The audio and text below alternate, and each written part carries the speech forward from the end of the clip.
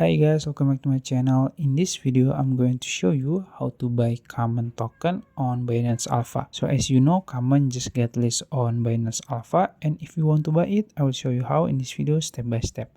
So watch this video until the end.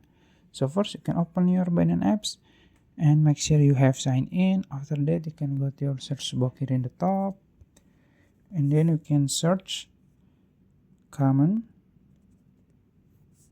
and go to alpha tab here, and you will find common here. You can just click it, and this is the chart. So from the chart perspective, it's not really good, but this is not financial advice. You have to do your own research.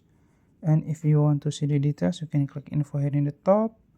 You will find 24-hour high and low, also the volume, and also the total supply.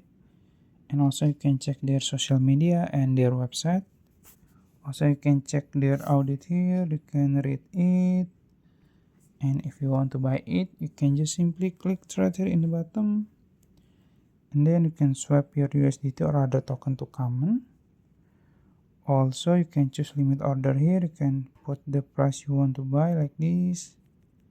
And then the amount here, and then you can just click buy common. So that's it. If you found this video helpful, please like this video and subscribe to my channel. Thank you.